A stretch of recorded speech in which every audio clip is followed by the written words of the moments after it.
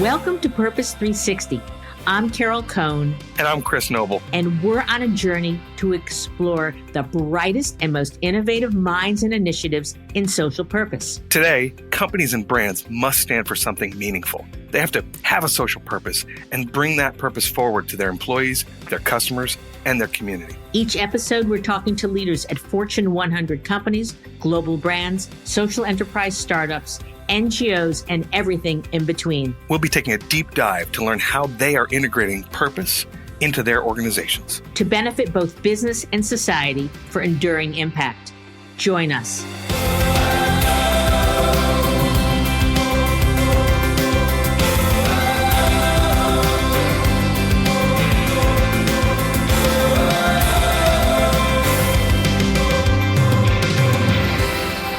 Carol Cohn. And I'm Chris Noble. Welcome to Purpose 360. Today, we have Michael Sneed from Johnson & Johnson. Michael is Executive Vice President, Global Corporate Affairs and Communications Officer. Michael has been at the company since 1983 in an amazing series of roles. Welcome to the show, Michael. Oh, thank you very much, Carol. It's great to be talking with you. Johnson & Johnson is over an $80 billion global company. They have 260 operating companies in 60 countries. They're very proud that they've had 56 consecutive years of dividend increases. They have over 134,000 employees. For 3 years, they've been on the Fortune Change the World list. And they are the largest broadly based healthcare company in the world. To have Michael Sneed take some time out of his very busy day, it's a treat for our listeners of Purpose 360. So, Michael, let's start with you. Tell us a bit about your extensive career at J&J.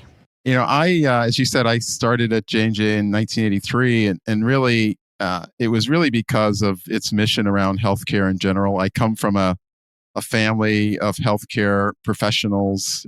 My grandmother was a nurse. My uncle was a obstetrician, and we had a number of people who just worked in healthcare. And so I really saw that as a great calling early on, just because of what I saw so many of my families do inside of healthcare. And so that really led me to J&J, and since then I've really been building my career by working first in marketing and then later on in general management, managing and leading a number of our operating companies around the world. But it's really the purpose and the mission of J&J, our credo, that I really think speaks to why so many people like myself come to J&J and importantly stay at Johnson & Johnson. So how might you describe what is your professional purpose? When we talk about Johnson & Johnson and our purpose, what we really speak to is this notion of how we blend heart, science, and ingenuity, because those are the things that we think are uniquely Johnson & Johnson. And we talk about blending those things to profoundly change the trajectory of health for humanity. And we look at that as a very, very tall order, of course. When you're talking about all of humanity, you're talking about trying to actually change the trajectory of health for people around the world. But nevertheless, we think that Johnson & Johnson has the ability to actually do that. And so it's been a real sense of who we are as a company. And I think people have really rallied to it. What's made it easy, quite honestly, though, is that our purpose has always been there. More recently, we've been able to bring the right words to what we do. But the purpose of the organization, I think, has been there since its founding. And now we get to talk about it in a way that's modern and relevant to all of the people that we serve. Let's take a step back to your credo. And in 1943, you formalized your commitment. And I know that when I got my graduate degree in communications, that we studied J&J and the credo. And so certainly it's had a profound impact. And first question, was that J&J's first purpose? And what does the credo mean to you as a professional and then your hundreds of thousands of colleagues at J&J.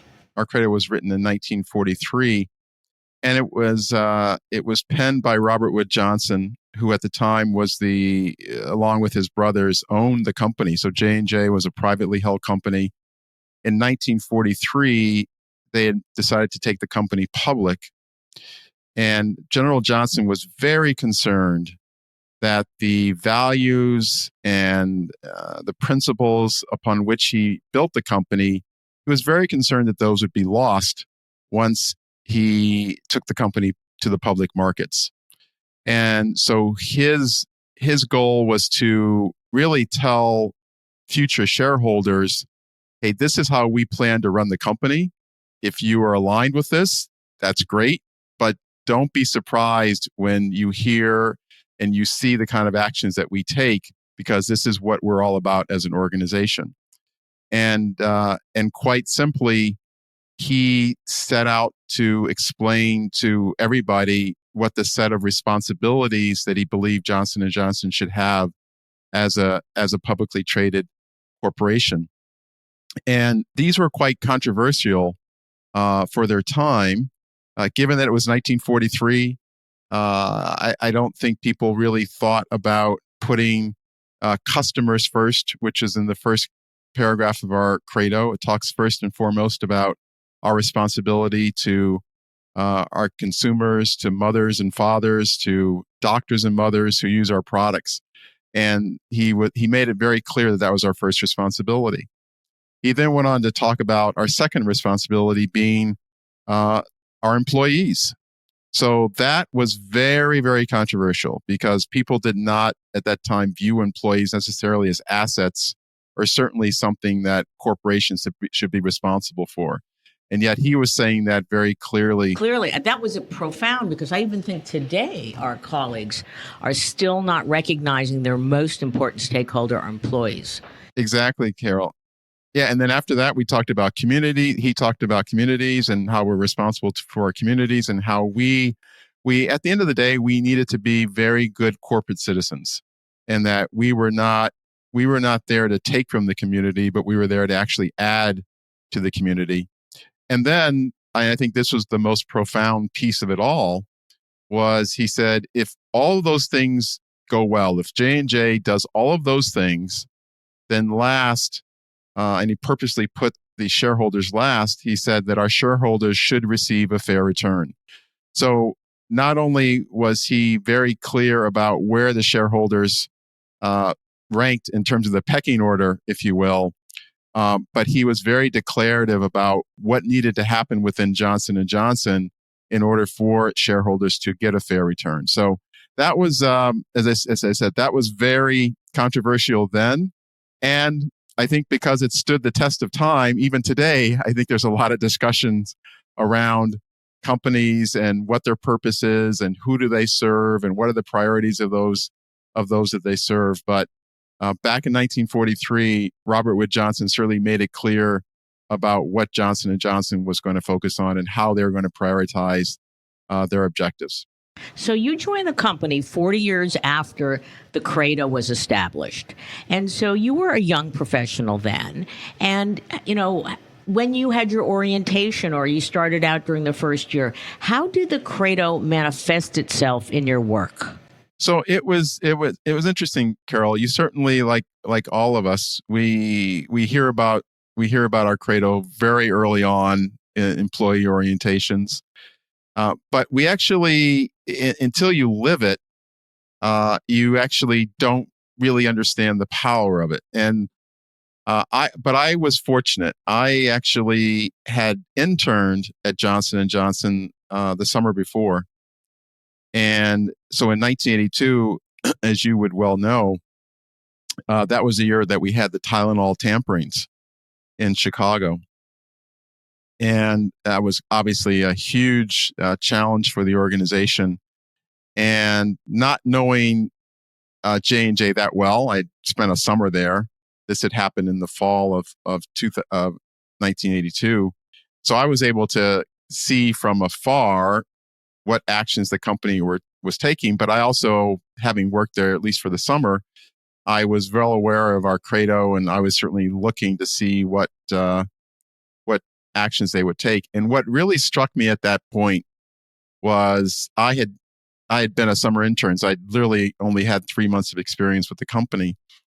And one of our executives at the time took the time to actually call me. I was in grad school at that point.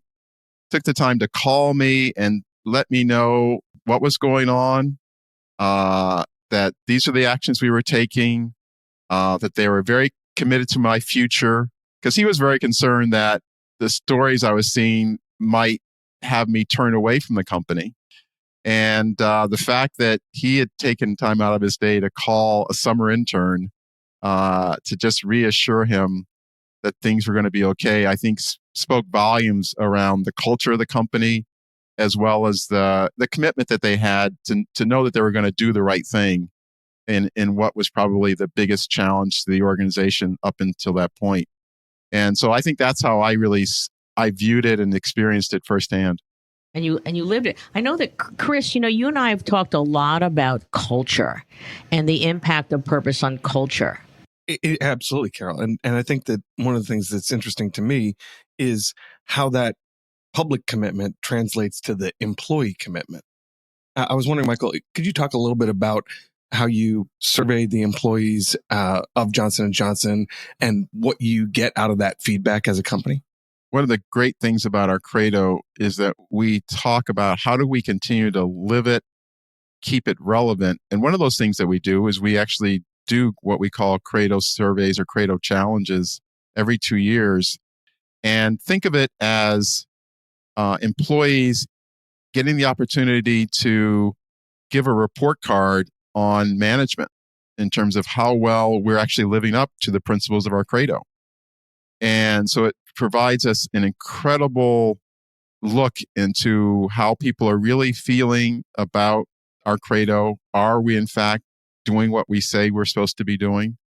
And what's great about this challenge is that we have upwards of 95% of all of our employees who go through that process every 2 years. So the amount of engagement people have is unheard of. And what that results in is not only, of course, getting a tremendous amount of data and insights, but then throughout the corporation, across all of our companies and functions, we then pull together credo action teams. And those teams work on one or two things that have come up through the data to say, hey, these are the one or two things we need to work on over the next 2 years to see if we can make real progress in a particular area. So people get a chance to really see it, working for them. No, that's really interesting. And one of the things that I know is interesting to our audience too is how data drives some of those decisions. Is there a specific example that you could give us of something you found in the data from the survey that you created a credo team around to address? Well, I can give you two, one that's writ large and then one specific one. In 2018, it was the 75th anniversary of our credo. So we took the opportunity to gather input and insight from about 2,000 employees to ask them if we were going to make any changes to our credo, what would you consider? Now, you have to give some perspective here. So over the 75 years, we've made changes to our credo 3 or 4 times. So it's not exactly the same as it was in 1943, but we don't make those changes every day. So this was an opportunity to really hear from a wide swath of our employees to understand, as we work in today's environment, are there things that we need to either add or delete or change? And that was an incredibly, I would say, satisfying process. And it was incredibly engaging and quite emotional for people. People really have very strong feelings about our credo. And it resulted, I think, in some very important changes in the language around our credo. As an example, we with the revised credo that we have now, our enhanced credo, we talk very explicitly about diversity and inclusion. It was not part of the most recent credo, but given the times in which we operate and given the fact that we have a very diverse and inclusive workforce, we thought it was important to codify that in our credo. We talk about the notion of partners and the need to ensure that we are a company that really values the partners that we have in helping us continuing to grow our business and to serve our patients and consumers. So I think those are a few of the more recent changes that we literally just made last December, and to much fanfare. Now, on a smaller example, one of the things that came out of one of the action teams that I've been involved with, and it relates to our employees, is this notion of career development and making sure that people have an even stronger sense of the opportunities that are available to them in whatever role they choose to have and whatever career they choose to have at Johnson & Johnson. And so that's resulted in my organization, as an example, really focusing on an enhanced capability and competency model, an enhanced career progression model, so that people have a much better understanding of how they can continue to advance their careers at Johnson & Johnson. I know that I was recently at Cannes, and congratulations on winning a Grand Prix. Thank you. It's very humbling. And we'll put this in our show notes, but we will link to 5B, it's a documentary about how your nurses in 1983 created the first AIDS ward. And it's truly goes back to your point about your responsibility to the patients and the doctors and the nurses and the humanity and the empathy that they bring to the healthcare practice. And so we will put the link, but I think that the credo allows emotion to come into the business environment.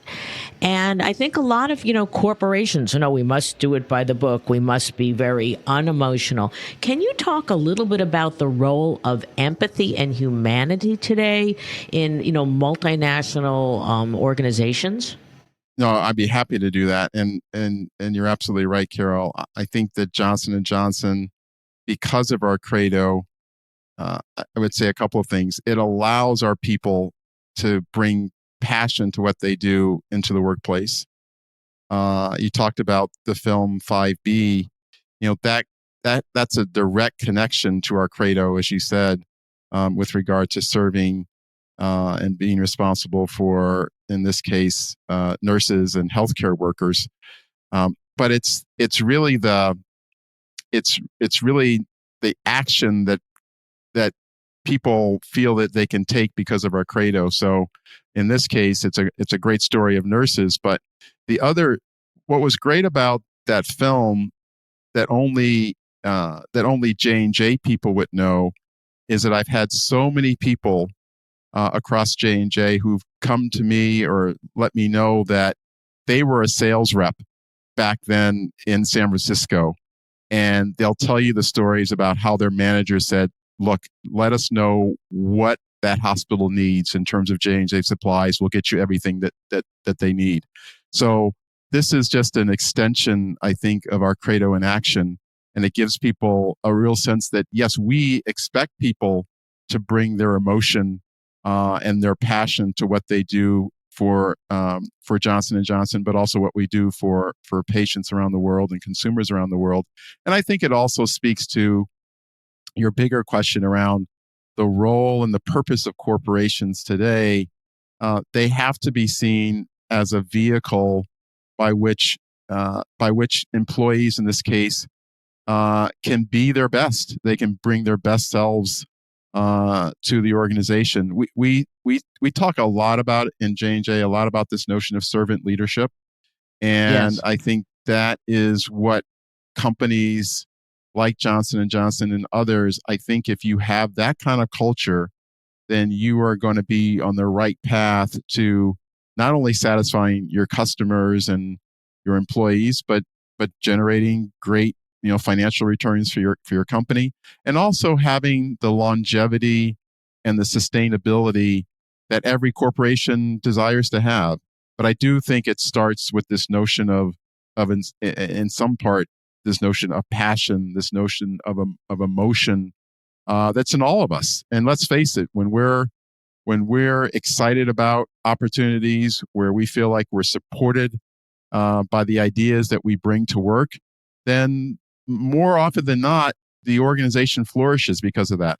And so that's what we try and create within J&J. So let's just bridge to, again, the new purpose statement. We blend heart, science, and ingenuity to profoundly change the trajectory of health for humanity. That's huge. That's lofty. So again, why did you feel, since the credo is so powerful and so well known, that you needed to have this other element? And then also, I'd love you to expand upon the trajectory of health for humanity. And you've done amazing things by leading with health issues. So if you could give some examples of that as well.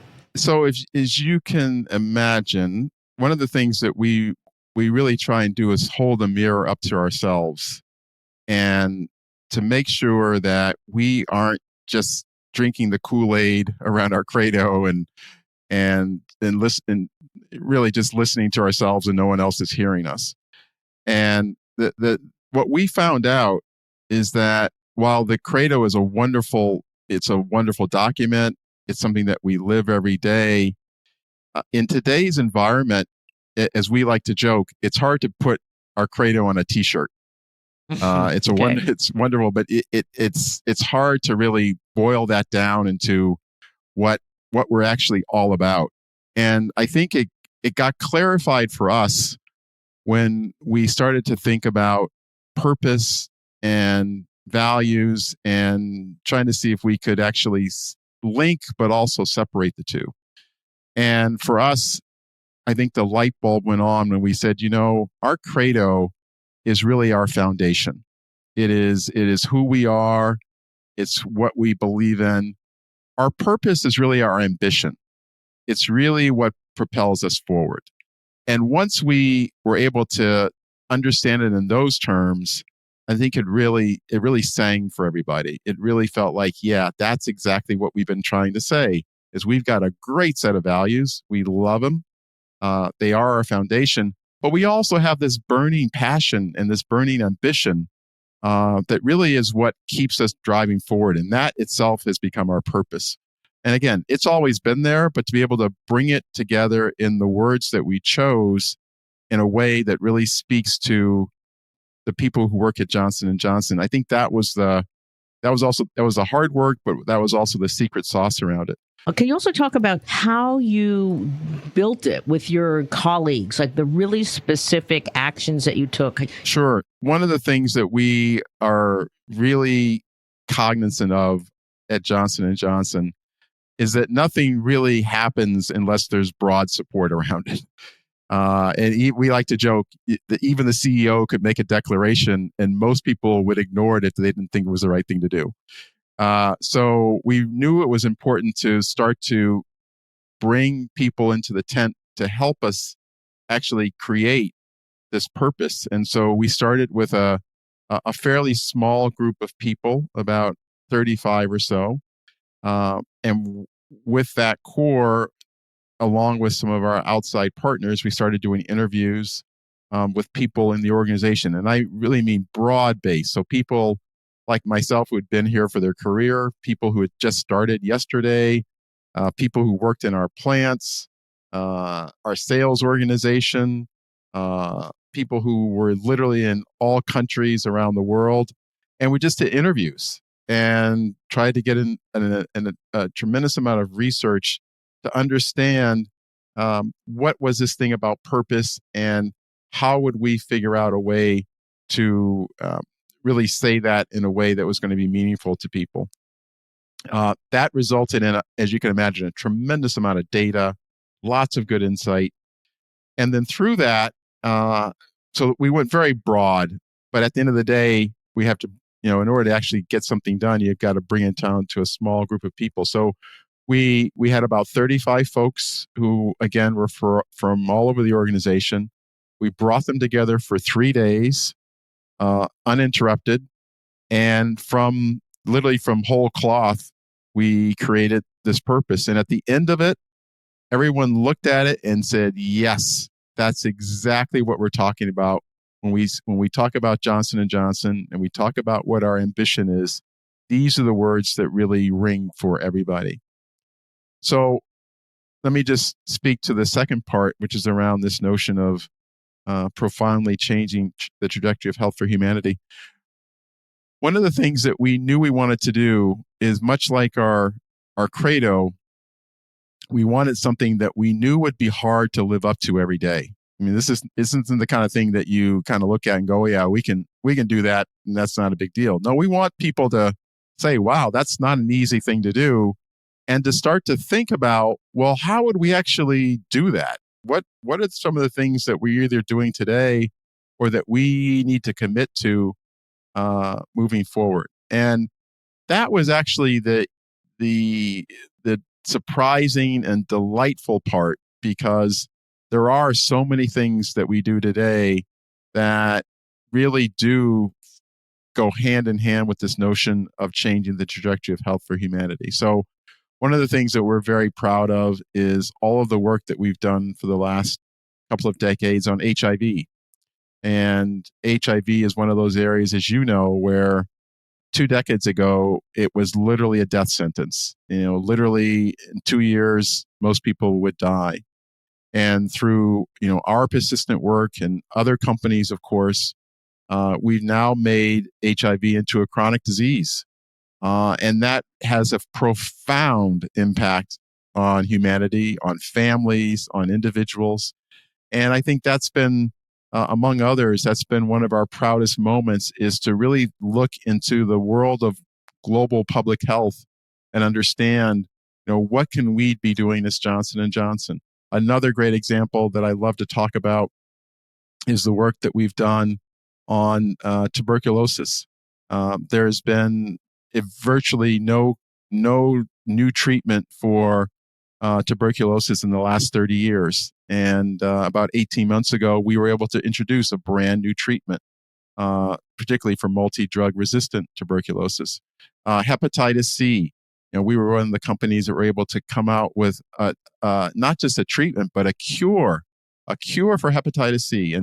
And so these are just some examples where we feel like we've got the wind in our sails to really go after things that have been intractable with regard to the human condition for decades and even centuries, and not just bring better treatments, but really have the vision and have the possibility of really curing things that up until now were deemed uncurable. So really, really exciting things. No, it is really exciting. And actually, one of the things that we wanted to touch on and ask about was how the Credo influences both your vision, which you've got, but also how it influences innovation as you go forward. And those last 3 examples are really good examples of how you let your purpose drive your research and your commitment to fighting disease around the globe, that's fantastic. The other way to go with that is that your commitment to global community, right? The commitment to community is written right in there, but the commitment to global community is a different thing that's emerged really over the last, I would say, 30 or 40 years. And in fact, J&J was one of the first companies to commit to the 2030 SDGs. One of the things that's important to us is to understand how you pick those targets, but also how you measure against them. The metrics and measurability are something that a lot of the folks that we reach want to know how other companies are doing it and what metrics are important. So can you talk to SDG goals and how you measure progress against those goals a little bit? Absolutely. Yeah. So let me start from where you started, which was in our credo, we do talk about community. And aside from the fact that it's part of our credo, what it does inside Johnson & Johnson is it gives people the permission to say, this is important for J&J, and this is how we're going to start to tackle things that are impacting the community.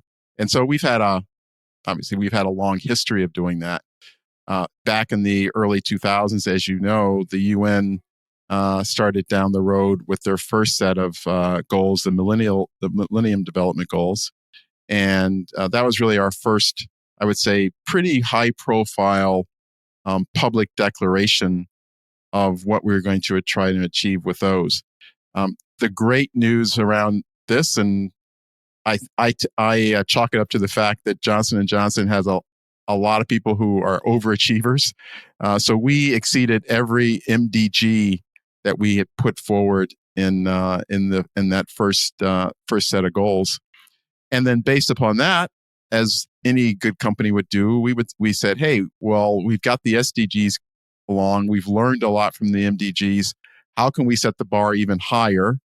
And what are those specific areas where we bring real expertise that can actually have an impact? So I think how we choose the goals and which ones to really align with the UN SDGs are really based upon where we have particular expertise. So if it's in this case, one of the important goals that we are really very much focused on is in frontline healthcare workers and the training of frontline healthcare workers. So we had and do have a very big, audacious goal around that, because we realize how important it is to get to that last mile, if you will, in terms of actually delivering care.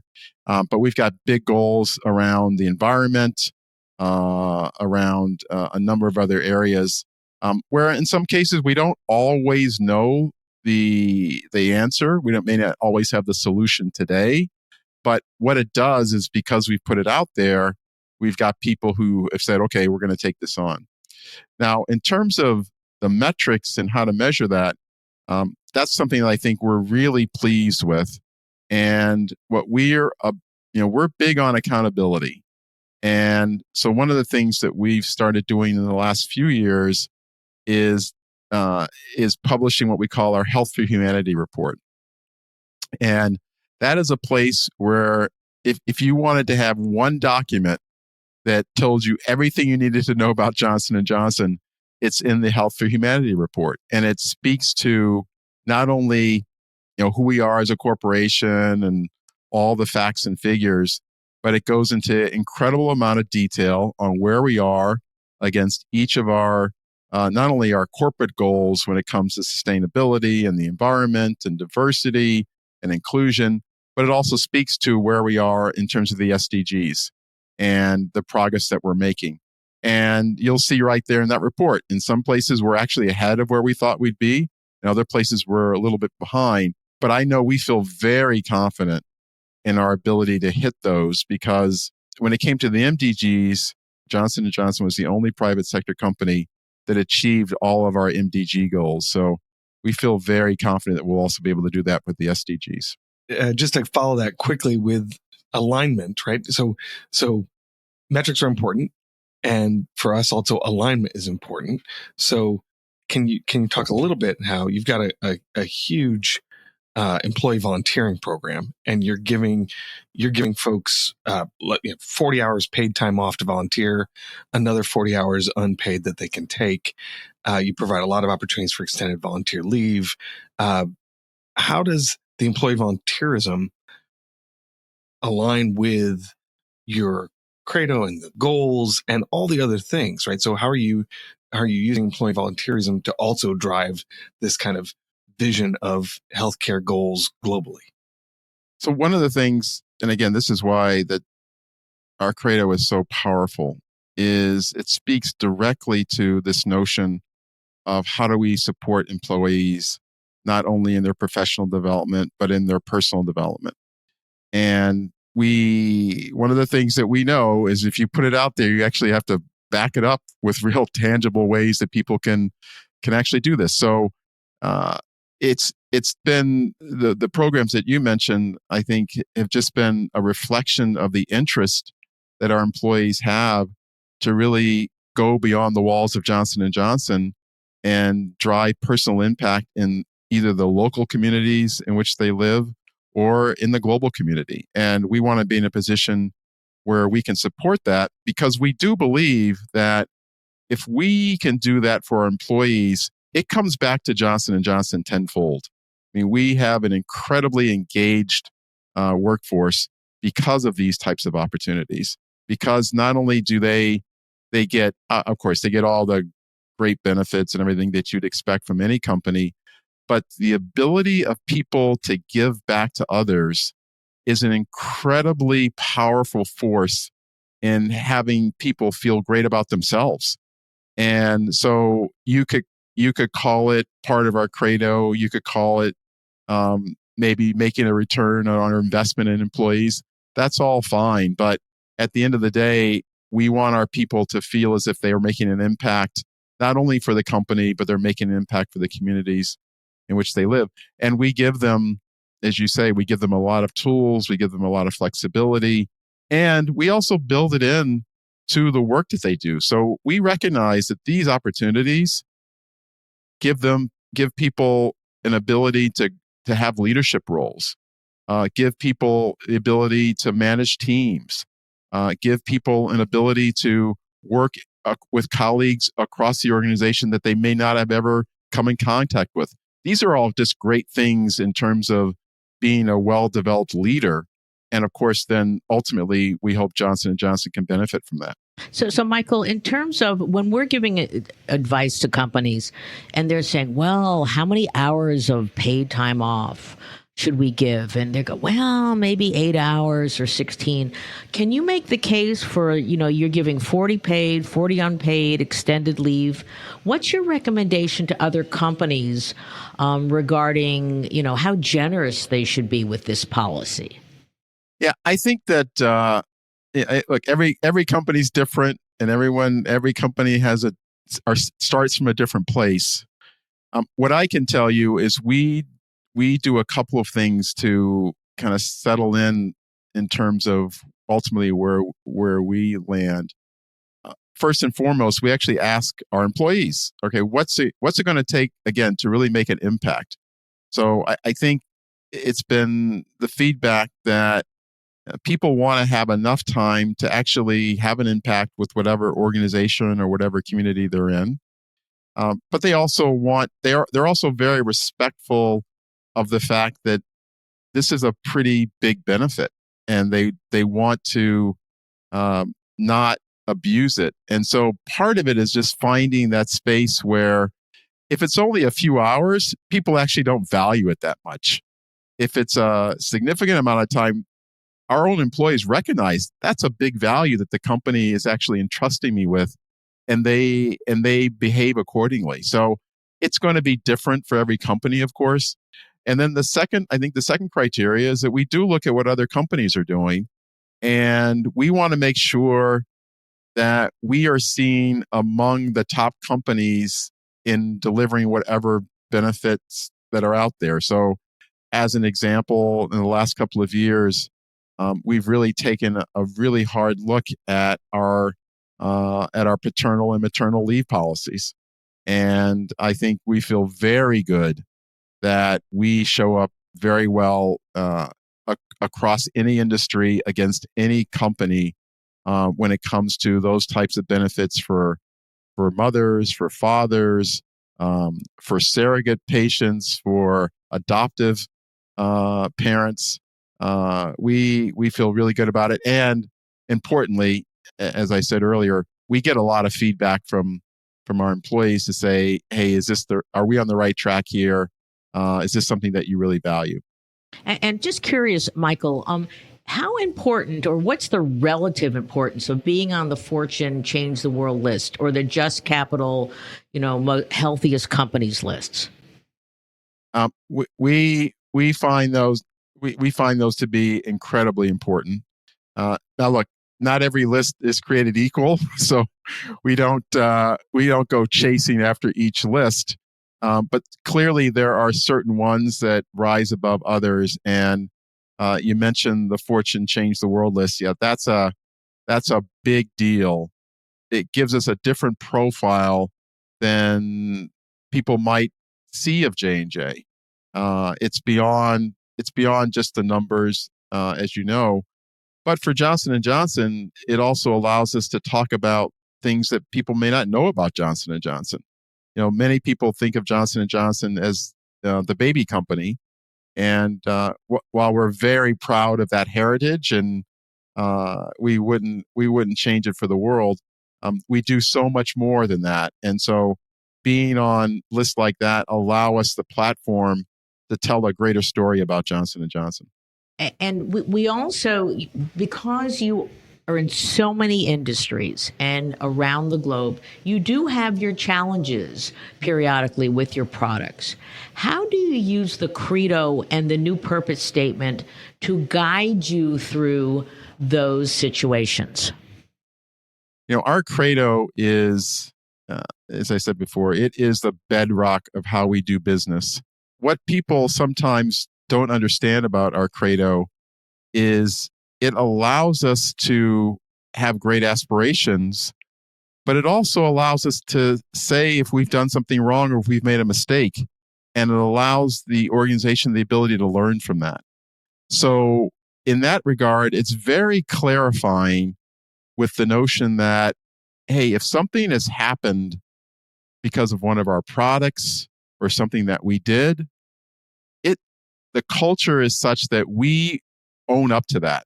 And we've had a number of great cases starting from Tylenol back in the 80s, but even more recently with in our medical device business, our ASR hips, where we ultimately chose to take that off the market after we got more data, and we said, this is not performing the way we expected.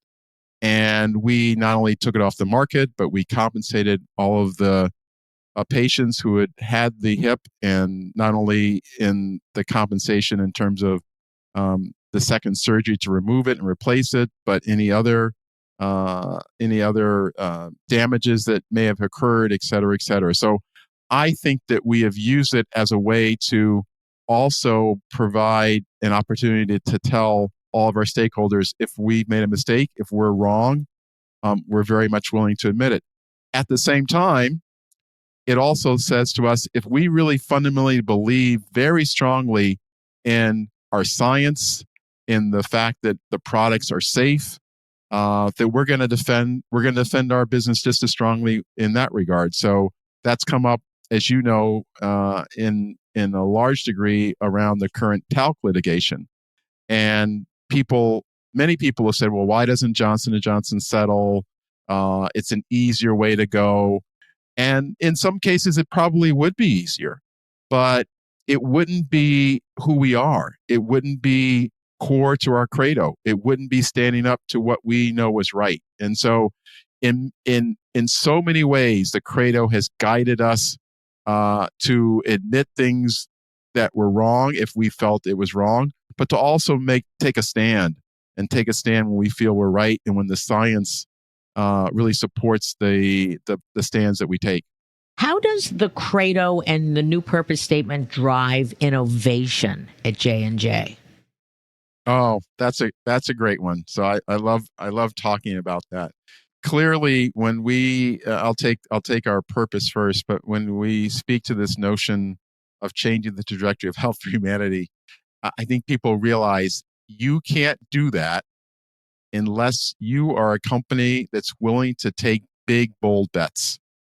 And one of the things that is embedded in our purpose is a number of other attributes and statements, but one of them is this notion of boldness, and knowing that you've got to be out there. You've got to be doing things that are really worth the time and worth the effort of our people, that are really going to have an impact on patients and consumers around the world. So I think it comes directly from our purpose as well as our credo. And I'll go back to the notion that our credo speaks to a set of responsibilities. And what's interesting about our credo as it relates to innovation is it speaks very very clearly in our credo about the notion that that mistakes must be paid for, but that science must be carried on. And what's interesting about that is that word must. In our credo, I think the word must is used, I think, over 30 times. So what it clearly says is it's not an option for us. It's not it'd be a nice thing to do. Innovation would be a good thing to do. Launching products would be a good thing to do. No, it's saying we must do this. We do not have a choice. And so I think people take that very seriously, and it gives them not only the permission, but it gives them the knowledge to know that we want them to persevere even in the face of setbacks, even when things may not be going well. And it gives them that notion that we want you to continue until we do get to the breakthroughs around HIV, until we do get to the breakthroughs around Ebola, or till we get to um, innovative ways of doing surgery, or using technology for our consumer products. We want people to set a high bar, and we want people to strive for the biggest impact that they can possibly make. And that's why we're doing this podcast. Because again, I think people know you for your baby products, but they don't know you for your huge, bold ambition to truly address global health challenges. So kudos to you, Michael, and kudos to J&J. Well, it's a collective effort, certainly. Yeah, of course it is. Over 134,000 employees, but that credo coursing through the blood of all your employees, and your ability to recognize the passion, the empathy, their humanity, giving them the amount of time off to really volunteer and have an impact. It's extraordinary. I hate to say that we're getting to the bottom of this, because maybe we'll invite you back if you'll give us some more time. But Chris, I know you always love to ask the next question. Sure. Yeah. One of the things that we always like to ask, Michael, is what advice do you have to your peers as they're on their purpose journey, and what top 3 things would you recommend they focus on and incorporate as they're bringing purpose to their companies? Oh, thanks, Chris. So, a couple things I would say. I think whenever you start on a purpose journey, first and foremost, it's got to be authentic to your organization. It's really, I don't think organizations make up purposes. I think organizations reveal their purpose, and it's up to you to reveal that and figure out exactly how you bring it into a set of words or a language, or visually that can really show that. And so that's first and foremost the first thing I would focus on. Secondly, it's got to have the support of the highest level of leadership in your organization. Without that, you can't. It'll seem like the next marketing plan and or the next initiative, and we know how those sometimes go. I remember speaking with our CEO Alex Gorski a few years ago. We were down this road, and I said at some point to Alex, I said, Alex, I'm doing this. I'm loving it. I love leading it. But ultimately, you've got to be the one to take it over. You've got to be the one to carry the mantle. And that way, people will really, really believe that it's real. And then the third area I would say is involve a lot of people, engage a lot of people around the organization. You'd be surprised how many people get super excited about working on purpose. It's in many cases, it's what they aspire to do in organizations. It's much more than just about the paycheck or just about the work at hand, which is all very important. But it gets underneath kind of the why, the ambition. Why am I here? What's my role beyond just the obvious? That and you'd be surprised how many people sign up to want to help you in the development of that purpose. When it comes to purpose, when it comes to a set of a credo or a mission statement, at the end of the day, you have to be able to actually live it. It is not enough to just have it on a wall, to have it as a set of statements, to make it a slogan. I mean, those are all important executional elements. But what really, where the magic really is, and I think why our credo has sustained itself for so long, is because people watch what you do, they don't watch what you say. And if you are reflecting your credo in the actions that you take in the times when it's very difficult, it's very easy. It's very easy for me to talk about our credo on a Tuesday afternoon in June when all things are going well. It's very difficult when there's a challenge or an issue and all eyes are on the corporation and they're asking, all right, are they going to live up to it? And that's the piece that you have to spend as much time thinking about those examples and showcasing how you've acted on your purpose and the tough decisions you've made, often at the expense or at the sacrifice of perhaps short-term benefit to the organization. That's when people will get it and they'll go, you're an authentic company and you really do live into the values that you speak about. That's fantastic. So again, I think that it's, how you act, how you behave when the times are difficult. And I'm so thrilled that we ended on that.